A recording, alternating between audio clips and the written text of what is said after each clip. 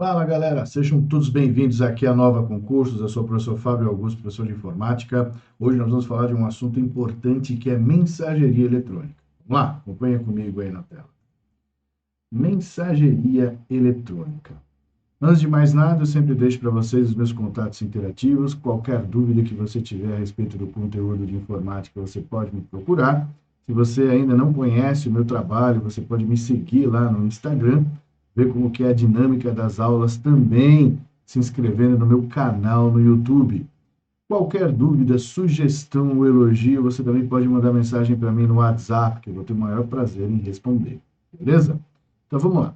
Primeira coisa que a gente precisa saber em relação ao que se define em mensageria eletrônica é o que a gente chama de forma de comunicação. Então a gente precisa, no caso, entender que a forma de comunicação ela pode acontecer de duas maneiras.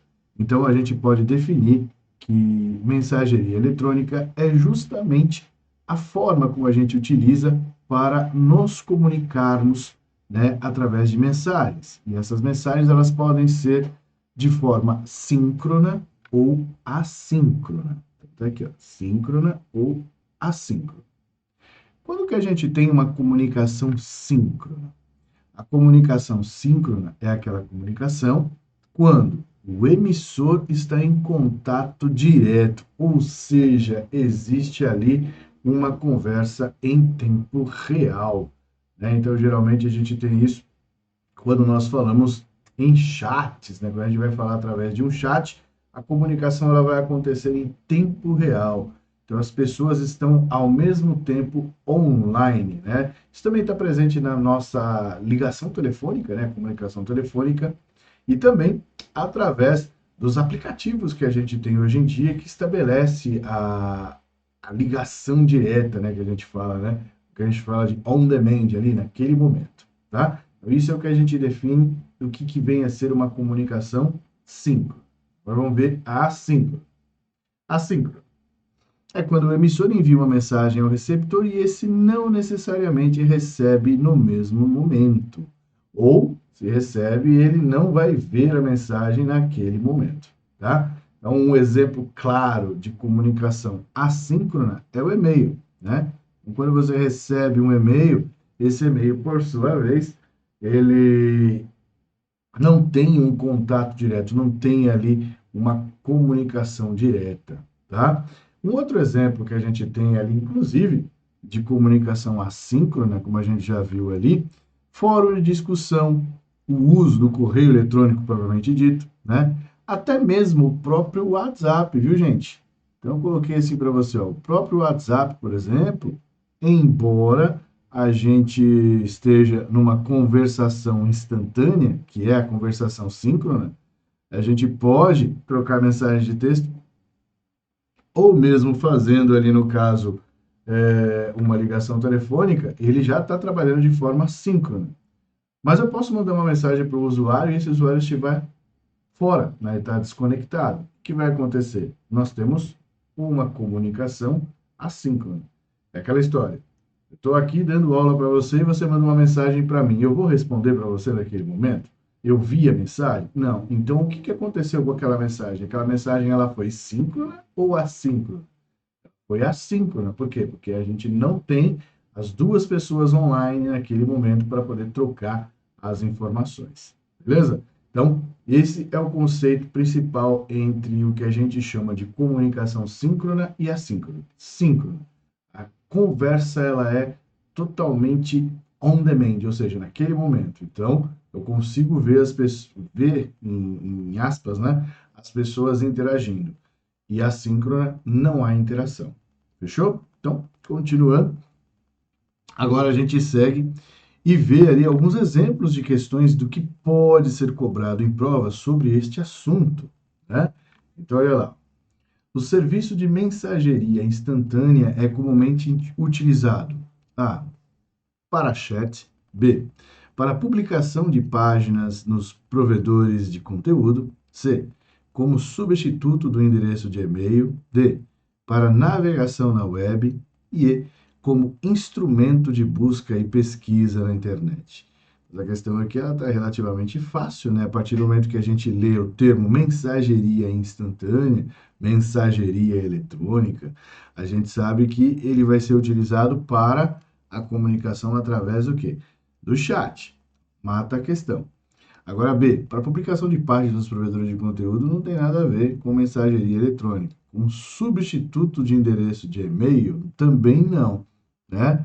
Para navegação na web, não. Como instrumento de busca e pesquisa na internet, aí a mensageria instantânea não cabe, tá? Então, o uso, o serviço de mensageria instantânea é justamente a forma que você vai falar, né, que você vai interagir com as pessoas através de mensagens. E as mensagens, claro, que serão utilizadas através do chat, tá? Bom, uma outra questão que eu separei para você aqui, olha só. Um grupo de discussão é uma maneira fácil e imediata de se interagir na internet. A exemplo dos chats que, em tempo real, possibilitam a duas ou mais pessoas se comunicarem de forma assíncrona. Os blogs e os fotologs também constituem exemplos de grupos de discussão. E aí, essa afirmação, ela está certa ou ela está errada, né? Então, a partir do momento que você vê lá, um grupo de discussão é uma maneira fácil e imediata de se interagir na internet. É exemplo dos chats que em tempo real possibilitam as duas ou mais pessoas se comunicarem. Então, aí a gente já sabe. Tempo real quer dizer chat, não grupo de discussão. Grupo de discussão, ele entra como o que a gente chama de comunicação assíncrona. Então, se ela é assíncrona, ela não pode ser em tempo real. Então, no caso, a afirmação ela está errada. Então, veja, ele está comparando um grupo de discussão a um chat. Então, está errado, né? Então, a partir do momento que ele citou aqui o grupo de discussão, a chat, a gente sabe que a situação aqui ela está invertida, né? Tempo real é o chat. Forma assíncrona é o grupo de discussão. Beleza? Então, por isso que está errado. Um outro exemplo de questão que eu encontrei a respeito desse mesmo assunto foi essa aqui, ó. Na internet, o cenário no qual o emissor e o receptor estão online para que se estabeleça uma conversação é conhecido como comunicação síncrona, que vai ser representado por sim. Do contrário, a comunicação assíncrona, ASI, né, acontece justamente quando a gente não tem a conversação em tempo real. Desta forma, Messenger, pagamento de conta bancária e e-mail são respectivamente. Então, vamos lá. Primeira coisa, Messenger, ele está citando aqui o Facebook Messenger, né, que é aquela forma de comunicação que a gente tem, né, no Facebook. Pagamento de conta bancária é quando você vai efetuar o pagamento ali de alguma conta, tá, dentro do seu banco, né, dentro do seu internet banking. E o e-mail, a gente já sabe que o e-mail, por sua vez, já é assíncrona, né, por natureza. O fato de você saber que o e-mail é ASI, assíncrona, você já vai procurar as alternativas que traz o ASI no final. Isso significa que a gente já elimina a alternativa A, a alternativa B e a alternativa D, ficando apenas com as alternativas C e E. Agora, o que a gente precisa saber? A gente sabe que o Facebook Messenger, que é, no caso, o chat, ele é síncrono, né? Então, quer dizer, aqui a gente sabe que é sim. Falta definir o pagamento de conta bancária. Galera, o pagamento de conta bancária é um pagamento que precisa existir da seguinte maneira. Eu vou acessar o meu internet banking, então eu estou em contato direto com o meu banco. Eu vou fazer o pagamento e esse pagamento, por sua vez, ele precisa estar ali, no caso, em sincronismo com o banco. Eu não consigo fazer um pagamento,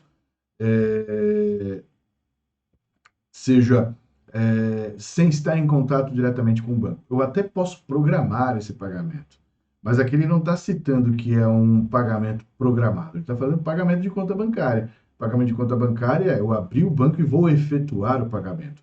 Neste caso, abrindo o site do banco e efetuando o pagamento, eu tenho ali uma comunicação síncrona. Por quê? Porque eu estou interagindo com o banco em tempo real.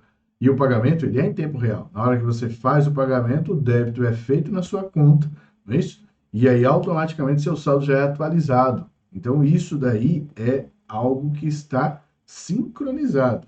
É algo que está online. Neste caso, a alternativa correta que a gente tem aí só pode ser a alternativa C.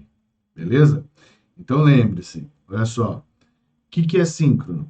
Aquela conversa ou aquela comunicação em tempo real. O que é assíncrono? É aquela comunicação em que não há interação em tempo real. Fechou? Vamos ver mais um exemplo de questão aqui sobre o assunto. Um cliente de correio eletrônico, como o Mozilla Thunderbird, pode acessar suas caixas de mensagens por dois protocolos básicos.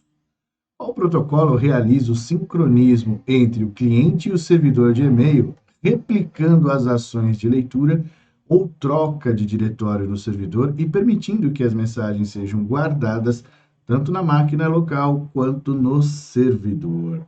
Então, aqui eu estou trazendo justamente por conta da palavra sincronismo, né? Então, essa questão aqui, ela está diretamente ligada à nossa forma de comunicação assíncrona. Porém, ele está pedindo, no caso, o nome do protocolo que permite que exista esse sincronismo nas ações de leitura ou justamente na troca de diretório, quando você vai apagar ali um e-mail dentro ali do seu correio eletrônico, né, dentro do seu programa. No caso aqui ele está citando o Mozilla Thunderbird. Então, analisando aqui, a gente tem os protocolos IMAP, que é o protocolo que a gente tem de recebimento de e-mail e sincronização de e-mail, né? Então, a alternativa A já é a nossa resposta. O NNTP, ele é o protocolo Network News Protocol, né? Então, quer dizer, é aquele protocolo que traz para a gente ali as notícias. O POP3 é de recebimento, porém sem o sincronismo. O SMTP é o protocolo de envio de e-mail. E o TCP/IP é o protocolo de comunicação que a gente tem ali, o protocolo de conexão entre os equipamentos, né, na realidade. Então, a alternativa correta que a gente tem aqui, alternativa A. Vamos para uma outra questão? Outra questão sobre o assunto aí, ó, que traz para a gente as comunicações, né? Então, analise as seguintes proposições sobre correio eletrônico e assinale a alternativa correta. 1. É possível enviar e receber mensagens de forma síncrona. 2. É necessário um programa de correio eletrônico para ler, escrever e organizar os e-mails. 3. O webmail é um serviço de correio eletrônico. E 4. Spam é uma mensagem de correio eletrônico com fins publicitários, indesejada e não solicitada. Então, quais são as alternativas? As alternativas, na realidade, qual alternativa que traz os itens de forma correta? Mas aí você vai lá e analisa as alternativas e vê que ele está trazendo como resposta as alternativas falsas. Aí você fala, vixe, que confusão. Pois é, essa questão é bem legal pelo fato de ele pede para a gente assinalar a alternativa correta, mas eu tenho que ler a alternativa correta para saber qual que é, né? Então, quando ele fala no A, somente as proposições 1 e 2 são falsas. Então, o 1, é possível enviar e receber mensagens de forma síncrona, né? 2, é necessário um programa de correio eletrônico para ler, escrever e organizar os e-mails? Então, a partir do momento que você fala, professor, é possível enviar e receber mensagem de forma síncrona? Claro que é, não no correio eletrônico.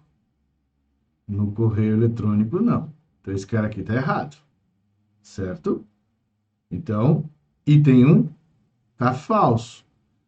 O item 2, ele traz ali para a gente, é necessário um programa de correio eletrônico para ler, escrever e organizar os e-mails. Isso é verdade, né? Isso é verdade. Eu preciso de um correio eletrônico? Não necessariamente, eu posso acessar lá através do webmail. Eu preciso sim de um programa de correio eletrônico, mas não necessariamente um programa instalado. Eu posso utilizar através do webmail. Então, quando ele coloca que é necessário, é porque não tem outra alternativa. Então, no caso, está errado, né? É verdade que eu preciso de um programa, mas não que seja necessário, tá? Webmail é um servidor de correio eletrônico? Não, não é um servidor de correio eletrônico. Ele não é um servidor de correio eletrônico. O webmail é uma forma que eu tenho de acessar o correio eletrônico. Nesse caso, o item 3 também está errado. Se o item 3 também está errado, então as alternativas A e B eu já posso desconsiderar, porque ele está dizendo que somente essas duas afirmativas aqui elas são falsas.